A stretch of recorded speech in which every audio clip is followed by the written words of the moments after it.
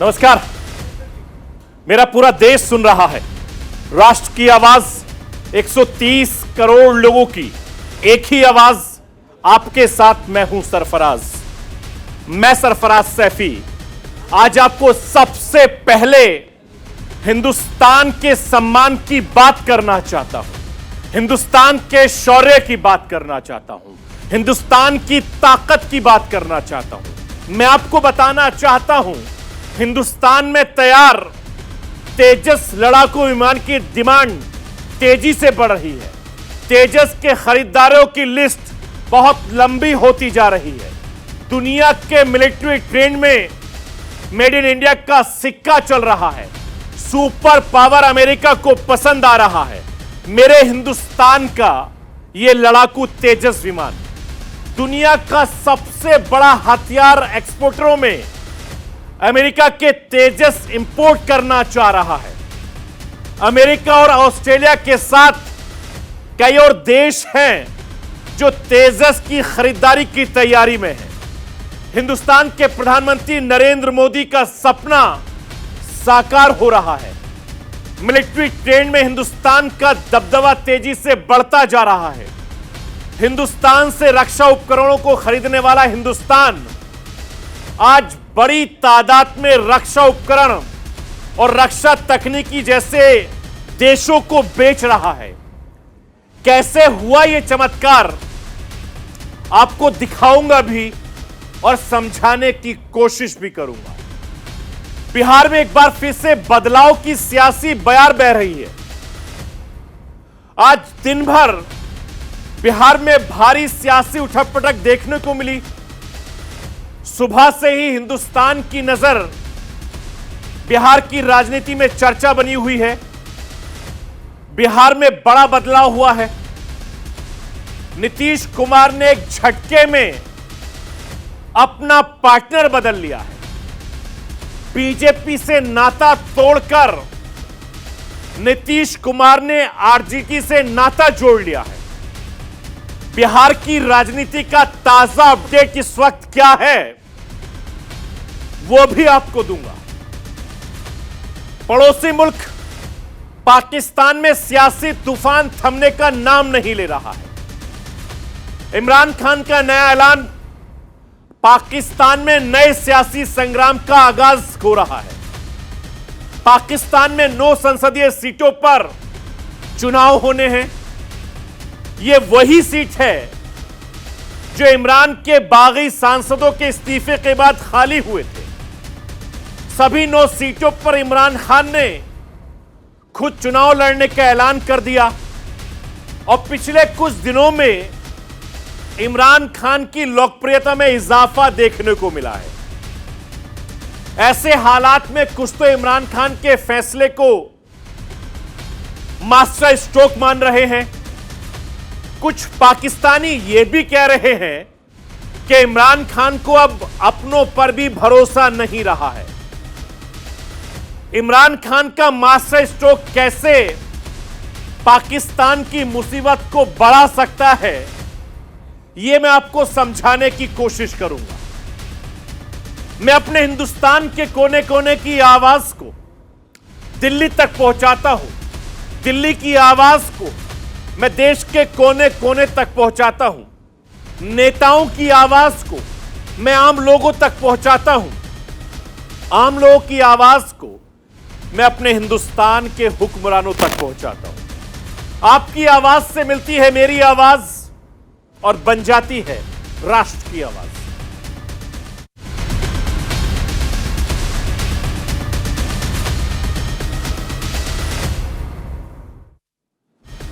भारतीय तेजस फाइटर मेरे हिंदुस्तान का सम्मान बढ़ा रहा है। हिंदुस्तानी फाइटर जेट पहले विदेशों से खरीदा जाता रहा है। हिंदुस्तान में तैयार किया गया तेजस विमान विदेशी खरीदारों को आकर्षित कर रहा है। मैं आपको यह बताना चाहता हूं, खरीदारों की लिस्ट में अमेरिका का नाम भी शामिल हो गया है और यह नाम सबको हैरान कर रहा है। अमेरिका जो दुनिया का सबसे बड़ा हथियारों का पार्टनर है, आज तेजस में इंटरेस्ट दिखा रहा है। अमेरिका के साथ कई और देश हैं जो तेजस विमान को खरीदना चाहते हैं। मैं आपको यह बताना चाहता हूं, मेरा हिंदुस्तान बदल रहा है, मेरे हिंदुस्तान की पहचान बदल रही है। विदेशों से लड़ाकू विमान खरीदने की जगह मेरा हिंदुस्तान आज खुद तैयार किया हुआ लड़ाकू विमान बेच रहा है। पूरी दुनिया की नजर मेरे हिंदुस्तान के बनाए हुए इस लड़ाकू विमान पर है।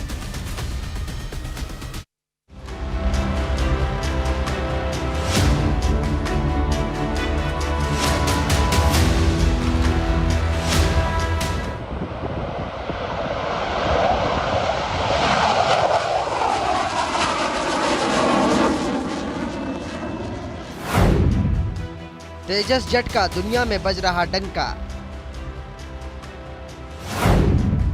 अमेरिका ऑस्ट्रेलिया कर रहे तेजस की मांग। नई पहचान के साथ उभर रहा हिंदुस्तान। भारतीय रक्षा संसाधनों की बढ़ रही मांग। खरीदार नहीं, बड़ा विक्रेता बन रहा हिंदुस्तान।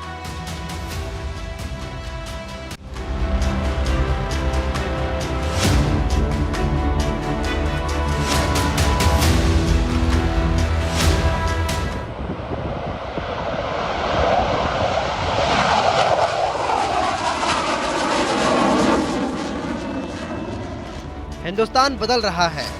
हर क्षेत्र में हिंदुस्तान अपनी पहचान बदल रहा है। रक्षा संसाधनों के मामले में बड़ा खरीदार रहा हिंदुस्तान अब दुनिया में नई पहचान के साथ उभर रहा है।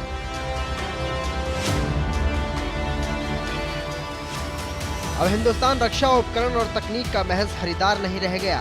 हिंदुस्तान के वैज्ञानिकों का लोहा अब दुनिया मानने लगी है।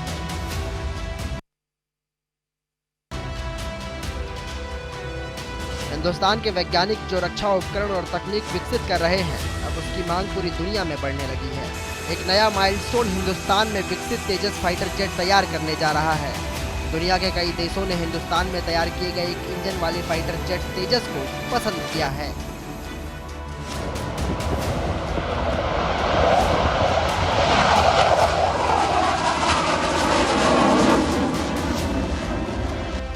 इसे खरीदने का मन बनाया है, जिसका सीधा मतलब है बहुत जल्द स्वदेशी लड़ाकू विमान तेजस दुनिया भर के आसमानों में दहाड़ने वाला है। स्वदेशी तेजस का डंका पूरी दुनिया में बजने वाला है।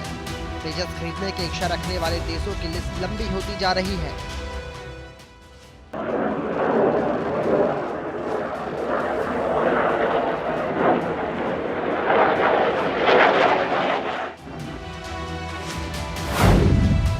सबसे चौंकाने वाला सबसे बड़ा नाम अमेरिका का है।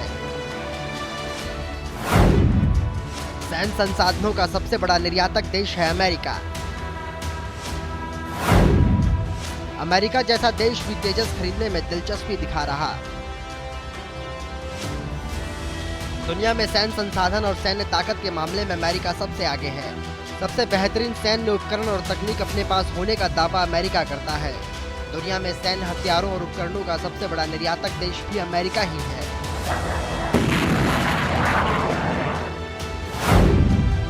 Stockholm International Peace Research Institute के अनुसार अमेरिका दुनिया का सबसे बड़ा हथियारों का एक्सपोर्टर रहा है।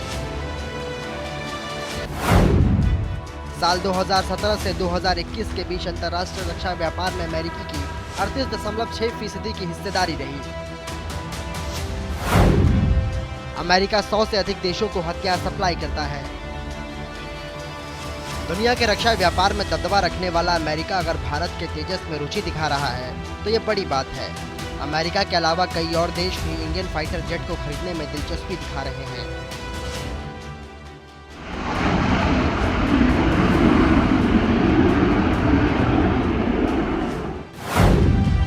अमेरिका के अलावा इस लिस्ट में ऑस्ट्रेलिया, इंडोनेशिया और फिलीपींस समेत 6 देश शामिल हैं, जिन्होंने भारत के हल्के लड़ाकू विमान तेजस में रुचि दिखाई है। वहीं मलेशिया पहले ही इस विमान को खरीदने की तैयारी में है। भारत ने मलेशिया को 18 तेजस बेचने की पेशकश की है। खास बात है कि मलेशिया अपने पुराने रूसी MiG-29 लड़ाकू विमान को बदलने के लिए तेजस विमान खरीद रहा है। भारत का स्वदेशी फाइटर जेट तेजस दुनिया की नजरों में छा गया है।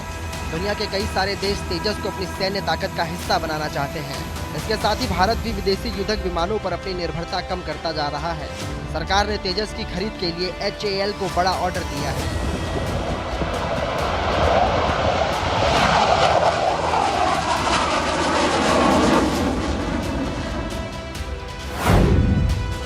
देश के रक्षा मंत्रालय ने पिछले साल भारतीय वायुसेना के लिए 83 तेजस हल्के लड़ाकू विमान खरीदने का निर्णय लिया। इसके लिए HAL के साथ 48,000 करोड़ रुपए का करार किया। HAL को इन विमानों की डिलीवरी साल 2023 से शुरू करनी है। प्रधानमंत्री नरेंद्र मोदी के नेतृत्व में केंद्र सरकार विदेशी रक्षा उपकरण पर भारत की निर्भरता कम करना चाहती है। सरकार दुनिया के रक्षा व्यापार में अपनी धमक बढ़ाने के लिए लगातार प्रयासरत है। रक्षा उपकरण और तकनीक के निर्यात के साथ साथ सरकार ने अब अपना फोकस भारत में बने जेट विमानों के निर्यात पर भी बढ़ाया है। सरकार इसके लिए राजनयिक प्रयास भी कर रही है। इस सिलसिले को तेजस ने जबरदस्त बूस्ट किया है।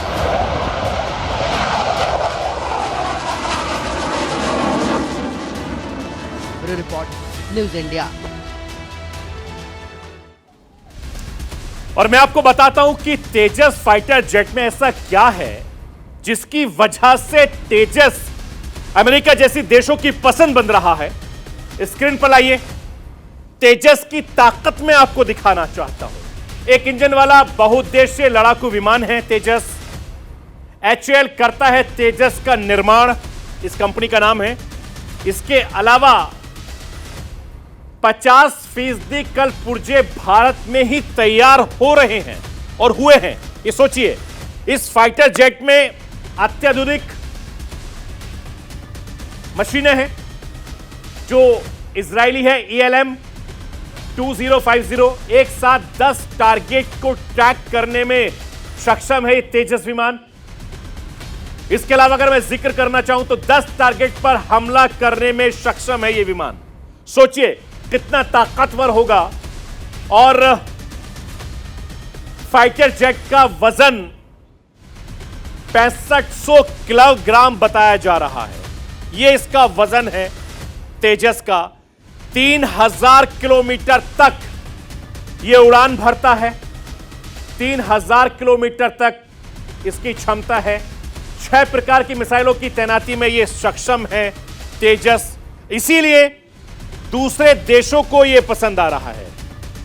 लेजर गाइडेड बम क्लस्टर हथियारों में भी इस विमान में लगा सकते हैं।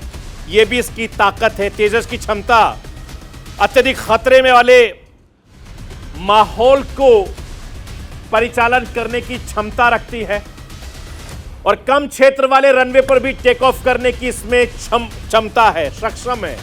यह खासियत है तेजस की। इसीलिए हिंदुस्तान में बनाया हुआ यह विमान विदेशों में बहुत ज्यादा पॉपुलर हो रहा है। तेजस को एडवांस किया जा रहा है। हिंदुस्तान के वैज्ञानिक तेजस को और ज्यादा बेहतर बनाने में जुटे हुए हैं। तेजस के एडवांस वर्जन में क्या खूबियां हैं वो भी मैं आपको बताने की कोशिश करता हूं। लाइए स्क्रीन पर वो भी। ये खूबियां हैं। तेजस के एडवांस वर्जन का नाम तेजस मार्क 2 होगा। यह नया नाम है। इसके अलावा तेजस विमान में 56,000 से अधिक फीट की ऊंचाई तक उड़ान भरने की ताकत है, क्षमता है, जिसके लिए यह जाना जाता है। तेजस में एक सेल्फ प्रोटेक्शन है, जैमर लगाया भी गया है। और इसके अलावा अगर मैं जिक्र करना चाहूं तो जो हमले में जेट को बदलने में मदद करता है वो भी इसमें शामिल है।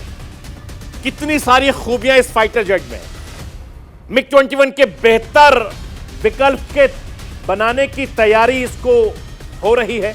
जो MiG-21 है उसको लेकर बेहतर बनाने की तैयारी की जा रही है।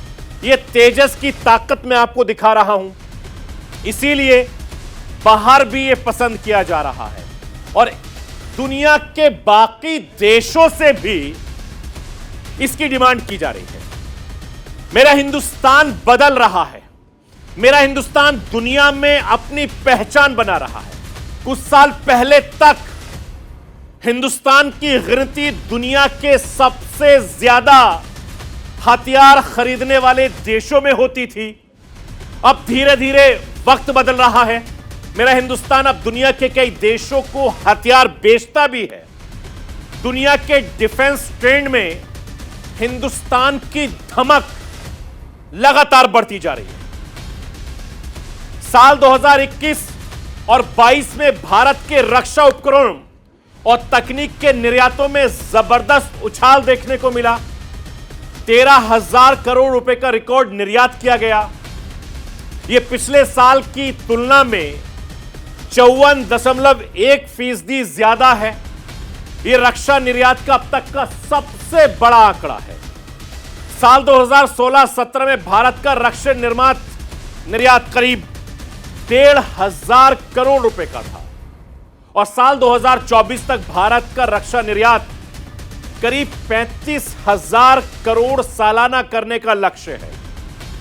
देश का डिफेंस एक्सपोर्ट मुख्य रूप से अमेरिका, फिलीपींस, दक्षिणी और पूर्व एशिया है, पश्चिम एशिया है और अफ्रीका के देशों में यह होता रहा है।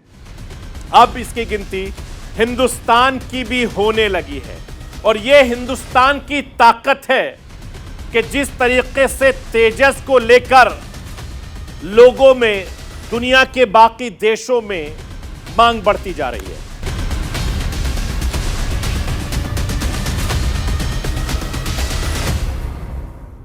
बिहार में सियासी बदलाव का खेल बहुत पुराना है।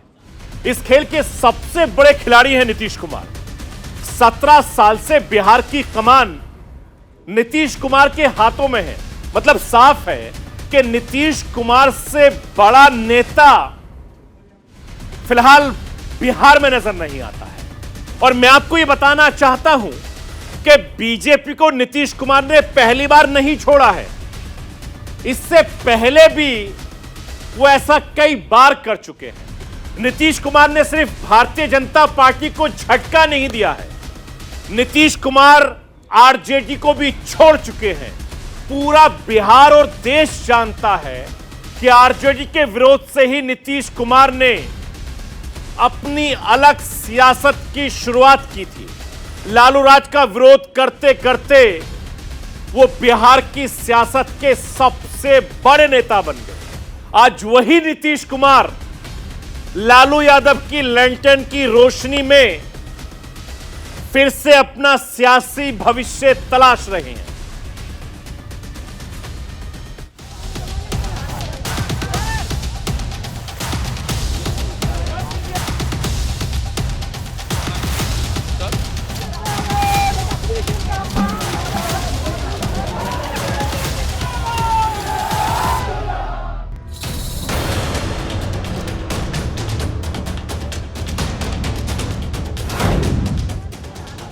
कहते हैं ना कि राजनीति में कभी भी संभावनाएं खत्म नहीं होती, और जब बात बिहार की हो फिर तो बिल्कुल भी नहीं, क्योंकि वहां नीतीश कुमार हैं। नीतीश कुमार कब साथ चलते चलते पाला बदल ले कोई नहीं जानता। बदलते वक्त के साथ बिहार भी बदल रहा है और बिहार की सियासत भी, लेकिन नहीं बदल रहे हैं तो केवल और केवल नीतीश कुमार। 5 साल बाद बिहार में बदलाव की वही बयार बह रही है जिसने कभी आरजेडी और कांग्रेस को सत्ता से बाहर कर दिया था, लेकिन वही बयार अब आरजेडी और कांग्रेस को फिर से सत्ता में ले आई है।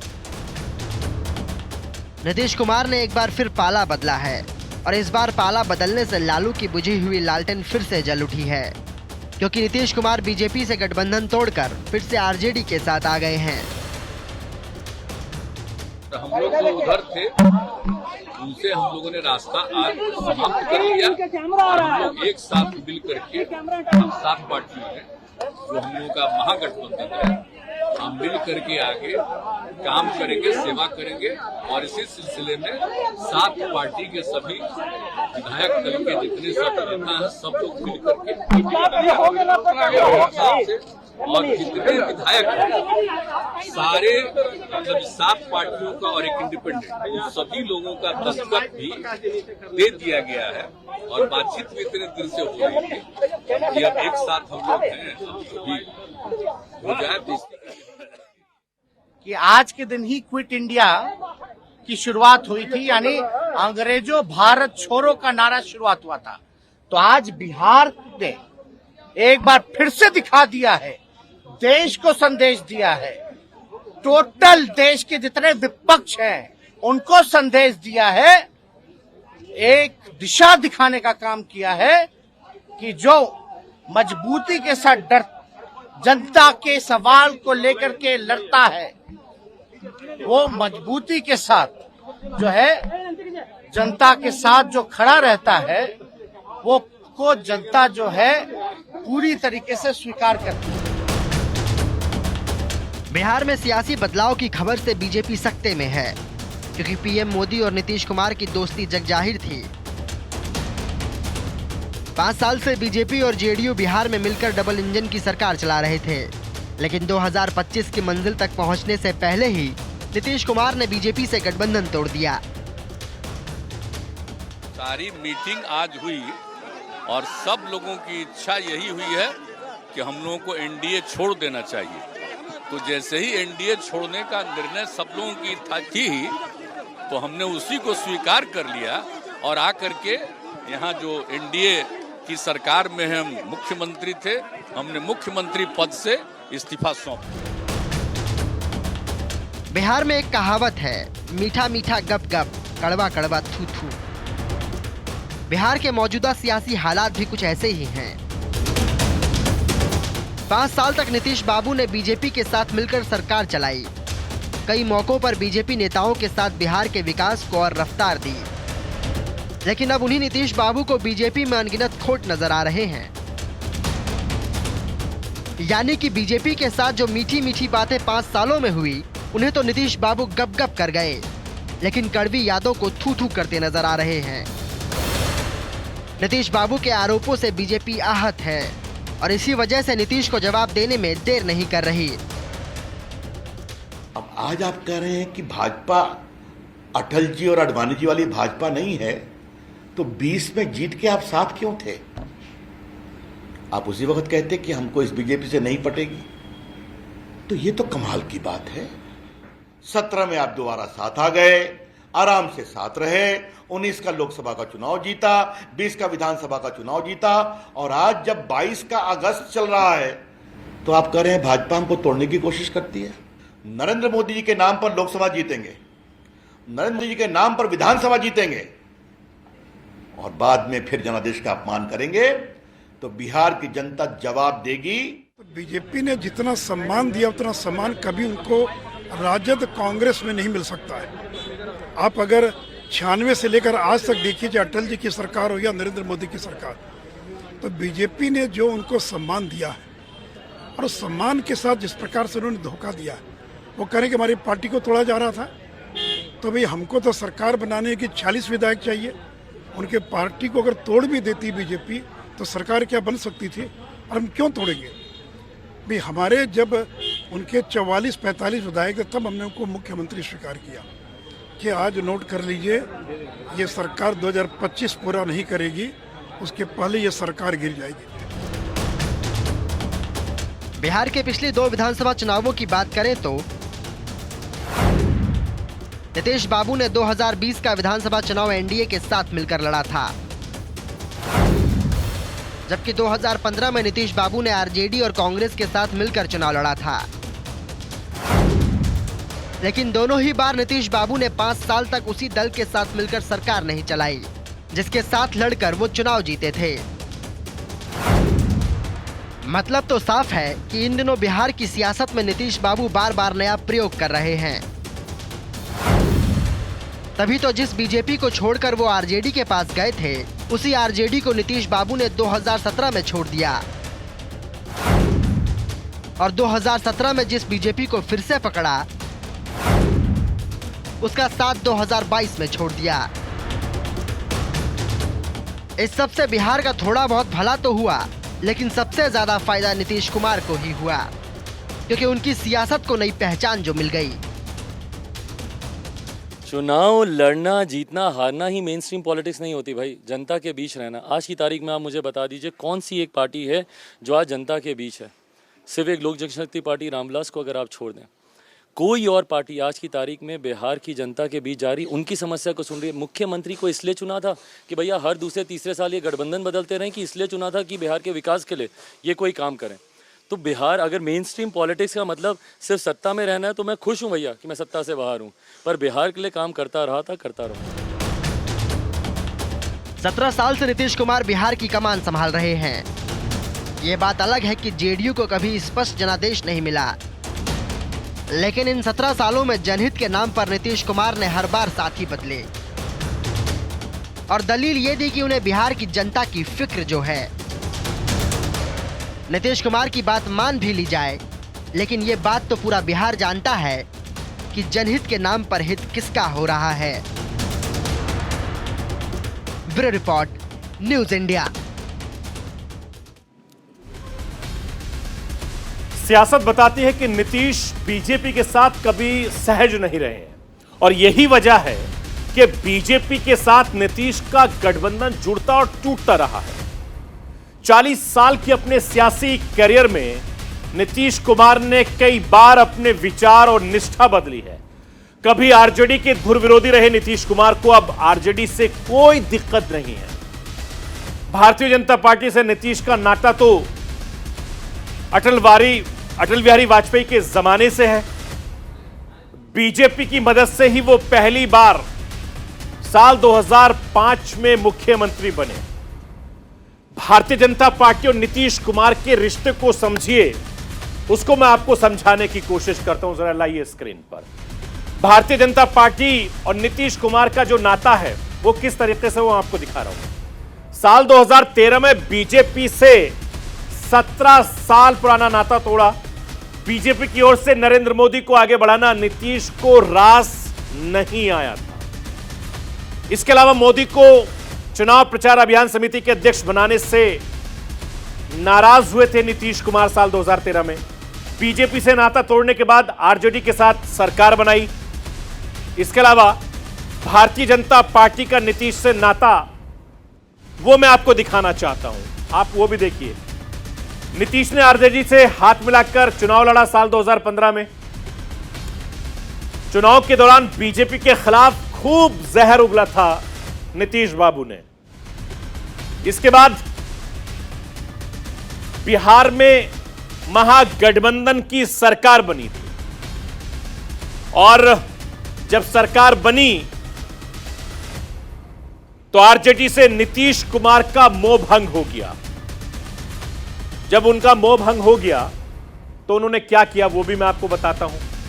तेजस्वी पर भ्रष्टाचार के आरोपों से दुखी हुए थे नीतीश कुमार, जिनको वो भतीजा कहते हैं। चचा भतीजे की जो जोड़ी थी वो बहुत ज्यादा बिहार में बदनाम हो गई थी भ्रष्टाचार को लेकर। भतीजे से गठबंधन तोड़ा, आरजेडी के साथ छोड़ दिया और भारतीय जनता पार्टी के साथ मिलकर सरकार बना ली। तो ये तब से बदलाव चल रहा था और ये बदलाव की वजह है कि एक बार फिर से नीतीश कुमार का भारतीय जनता पार्टी से मोह भंग हो गया। वापस भतीजे के साथ हाथ मिला रहे हैं और चाचा भतीजे एक हैं, क्योंकि भतीजे को चाचा पसंद है और चाचा को भतीजा पसंद है। चाचा भतीजे की जोड़ी इसीलिए बिहार में कमाल दिखाएगी। साल 2017 में नीतीश कुमार ने भारतीय जनता पार्टी के साथ नई पारी की शुरुआत की थी। वक्त के साथ नीतीश कुमार और भारतीय जनता पार्टी के बीच अदावत बढ़ती गई। मैं आपको बताता हूं कि किन किन मुद्दे पर दोनों के बीच अदावत बढ़ी, वो भी स्क्रीन पर लाइए। सरकार चलाने में फ्री हैंड नहीं मिल रहा था नीतीश कुमार को, जिसकी वजह से उनके बीच में नाराजगी बढ़ती चली गई। चिराग प्रकरण पर, आरसीपी प्रकरण पर भी भारतीय जनता पार्टी से खफा रहे, बीजेपी से भी खफा रहे। और कुछ महीनों के बाद नीतीश कुमार ने तमाम जो बैठक होती थी उन बैठकों से अपनी दूरी बना ली। और दूरी बनाने के बाद पीएम की कोरोना पर जो मीटिंग हुई थी उस बैठक में भी नहीं आए, दूरी बनाते रहे। इसके बाद पूर्व राष्ट्रपति वेंकैया नायडू के साथ विदाई भोज में भी शामिल नहीं हुए थे नीतीश कुमार साहब, दूर रहते रहे। इसके अलावा राष्ट्रपति द्रौपदी मुर्मू के शपथ ग्रहण समारोह में भी नहीं आए नीतीश कुमार। राज्य में बिहार के बीजेपी नेताओं से भी नहीं मिल रहे थे नीतीश कुमार। यह इनकी नाराजगी का तरीका है, अपनी अपनी जो नाराजगी है उसको दिखाने का एक तरीका है। और इसीलिए बिहार में सबसे ज्यादा लोकप्रिय रहे हैं नीतीश कुमार। भारतीय जनता पार्टी से नीतीश कुमार का मोहभंग का कयास तो तब से लगाए जा रहे थे जब नीतीश राबड़ी देवी के इफ्तार पार्टी में पैदल ही पहुंच गए थे। ऐसे में सबसे बड़ा सवाल यह है कि आखिर भारतीय जनता पार्टी से नीतीश का मोहभंग क्यों हुआ, वो भी मैं आपको समझाने की कोशिश करता हूं। लाइए स्क्रीन पर। जाति जनगणना जनसंख्या नियंत्रण कानून पर भारतीय जनता पार्टी से अलग राय है नीतीश कुमार की, इसलिए दूरी हुई। इसके अलावा यूपी चुनाव में गठबंधन नहीं होने से भी मतभेद हुए, इसलिए भारतीय जनता पार्टी जेडीयू में दूरी बनी। इसके अलावा कई और ऐसे मुद्दे हैं। आरसीपी सिंह को लेकर भी दोनों में दूरियां बढ़ती चली गई। चिराग ने जेडीयू के खिलाफ चुनाव लड़ा था, लाइए स्क्रीन पर। उसके बाद भी इनकी दूरियां बढ़ती चली गई और अब कोई दखल अंदाजी नहीं होगी। इसलिए चाचा ने अपने भतीजे से हाथ मिला लिया और भारतीय जनता पार्टी से अपना नाता तोड़ लिया है। पाकिस्तान की मैं बात करूंगा। पड़ोसी मुल्क पाकिस्तान में इमरान खान के मास्टर स्ट्रोक की चर्चा हो रही है। आगामी उपचुनाव में सभी 9 सीटों पर इमरान खान चुनाव लड़ने का ऐलान कर दिया है। इमरान के बागी सांसदों की खाली हुई सीटों पर उपचुनाव होने हैं। उपचुनाव में शहबाज शरीफ के सियासी लड़ाकों के सामने इमरान खान ने खुद खड़े होने का फैसला किया। मैं आपको यह बताना चाहता हूं कि आर्थिक चुनौतियों का सामना कर रहा है पाकिस्तान सियासी तूफान में भी लगातार सामना कर रहा है। विदेशी फंडिंग मामला इमरान खान की मुसीबत बढ़ा रहा है। इमरान खान का फैसला पाकिस्तान पर आर्थिक बोझ बढ़ाने वाला है, जिसके चलते लगातार पाकिस्तान की सियासत में भी उठापटक देखी जा रही है। इमरान खान को नहीं रहा अपनों पर भरोसा। इमरान ने किया खुद 9 सीटों पर चुनाव लड़ने का फैसला। इमरान के बागी सांसदों की सीट पर होगा उपचुनाव। बागियों से निपटने के लिए इमरान का मास्टर स्ट्रोक।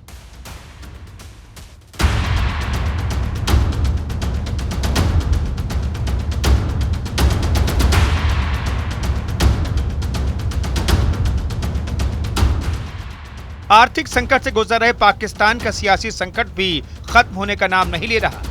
पाकिस्तान के पूर्व प्रधानमंत्री इमरान खान शहबाज शरीफ की सत्ता हिलाने का कोई भी मौका हाथ से नहीं जाने देना चाहते। इमरान खान शहबाज शरीफ को किसी भी कीमत पर पाकिस्तान की सत्ता से उखाड़ फेंकना चाहते हैं। ऐसे में पाकिस्तान में उपचुनाव की घोषणा होने के साथ ही इमरान खान ने अपना मास्टर स्ट्रोक जड़ दिया है। ऐलान कर दिया है कि सभी 9 सीटों पर वो खुद शहबाज शरीफ यानी सत्ता पक्ष खेमे को चुनौती देंगे। 9 सीटों के लिए 25 सितंबर को होंगे उपचुनाव। इमरान खान के सांसदों के इस्तीफे के बाद खाली सीटों पर उपचुनाव।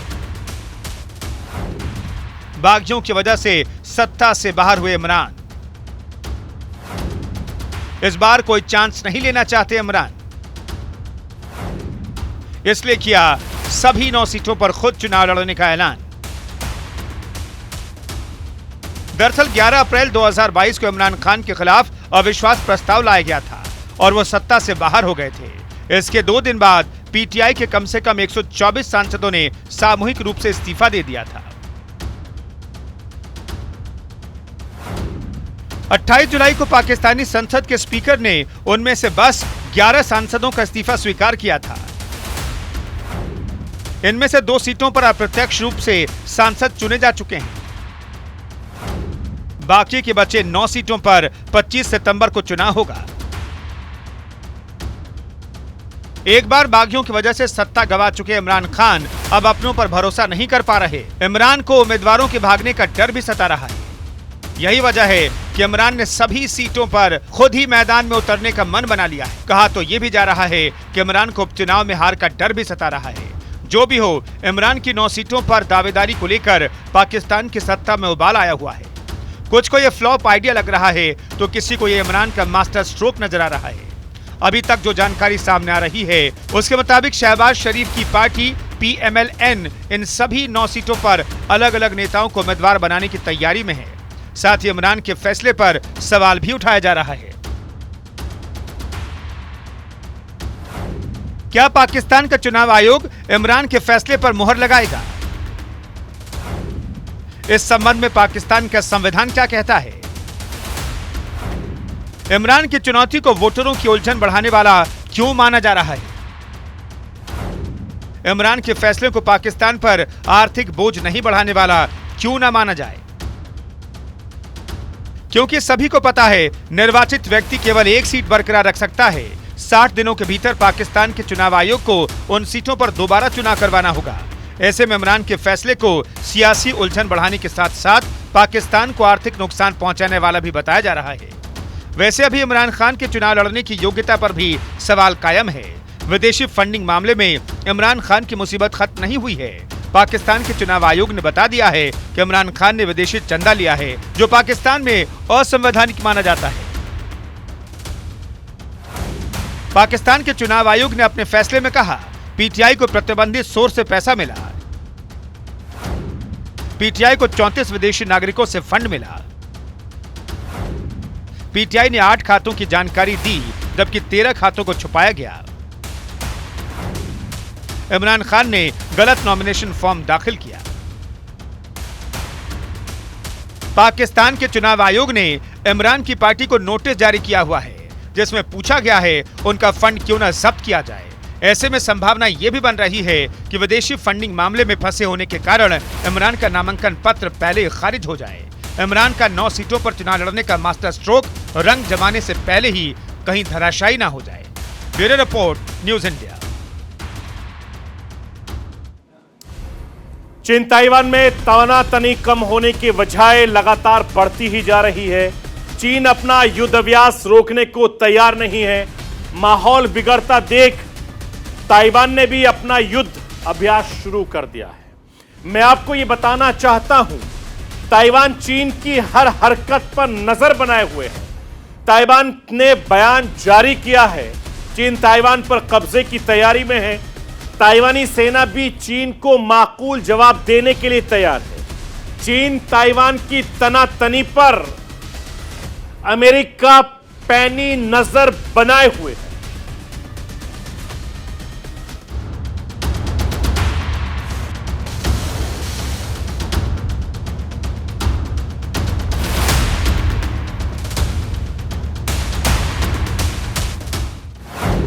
ड्रैगन की धमकी से भड़का ताइवान। चीन को औकात दिखाने को तैयार ताइवान। ताइवान को मिला अमेरिका का साथ। अमेरिका सीनेट के स्पीकर नैन्सी पेलोसी के ताइवान दौरे की दुनिया भर में चर्चा है, लेकिन पेलोसी के इस दौरे के बाद चीन और ताइवान में ठंडी दिख रही है। पेलोसी की ताइवान यात्रा के जवाब में चीन ने 4 अगस्त को ताइवान के आसपास 6 समुद्री इलाकों में लाइव फायर समेत युद्धाभ्यास का खेल शुरू कर दिया। चीन युद्धाभ्यास से इलाके में तनाव बढ़ा। चीन ने ताइवान और जापान पर भी मिसाइल अटैक किया। चीन की हरकतों से एशिया पैसिफिक जोन में युद्ध जैसे हालात पैदा हो गए।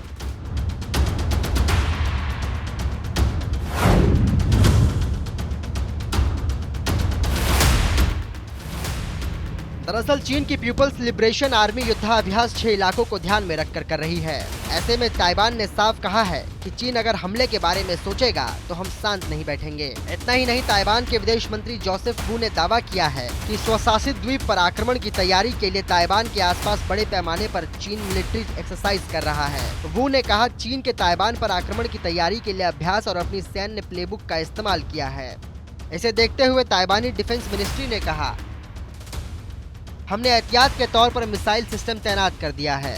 हम चीन की हरकत पर लगातार नजर बनाए हुए हैं। मॉनिटरिंग के लिए कुछ एयरक्राफ्ट और शिप तैनात हैं और लाइव फायर आर्टिलरी एक्सरसाइज शुरू कर दी है।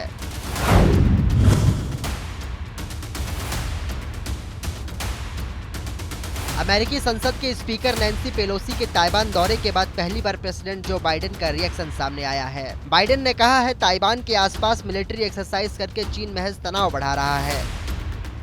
अमेरिकी राष्ट्रपति ने कहा, चीन की हर हरकत पर वॉशिंगटन की पैनी नजर है। अमेरिका को चीन की मिलिट्री एक्सरसाइज से कोई डर नहीं, लेकिन फिक्र जरूर है। बाइडेन के बयान पर चीन की तरफ से कोई प्रतिक्रिया नहीं आई है। फिलहाल चीन ने चुप्पी साध रखी है। दरअसल नैन्सी पेलोसी ने पिछले हफ्ते ताइवान का दौरा किया था। चीन इससे बेहद नाराज है। उसने ताइवान के चारों तरफ अपने वॉरशिप तैनात कर दिए हैं। चीन के एयरफोर्स के फाइटर जेट्स भी ताइवान की हवाई सीमा के करीब उड़ान भर रहे हैं।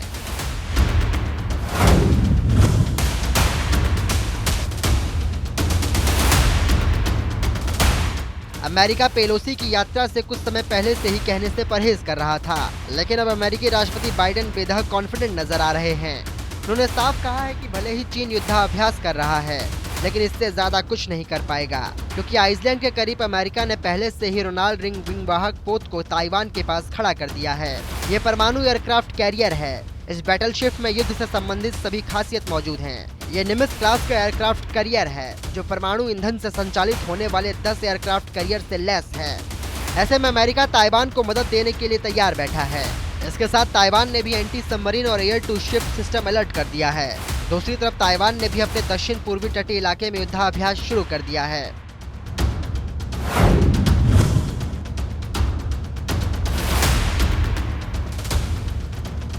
दुनिया की नजर चीन के अगले कदम पर है, क्योंकि चीन का मिलिट्री ड्रिल खत्म हो चुका है, लेकिन पीएलए ने ताइवान के आसपास समुद्र और हवाई क्षेत्र में अभ्यास जारी रखा है। इस दौरान ताइवान पर कब्जा करने का अभ्यास किया। इस बीच ताइवान के राष्ट्रपति त्साई इंग-वेन ने दुनिया के सभी देशों से समर्थन मांगा है। हालांकि वेंग ने यह भी साफ कर दिया है कि उनकी सरकार और सेना चीन की किसी भी हरकत का जवाब देने के लिए पूरी तरह से तैयार है। वहीं अमेरिका भी ताइवान के साथ खड़ा है। ऐसे में सबसे बड़ा सवाल ये है, अब जब ताइवान का air to ship system alert है, तो चालबाज चीन क्या करेगा? Bureau report, news India.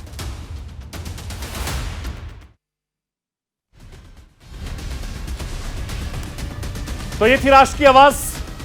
बाकी खबरों के लिए आप बने रहिए न्यूज इंडिया के साथ। कल फिर होगी आपसे मुलाकात।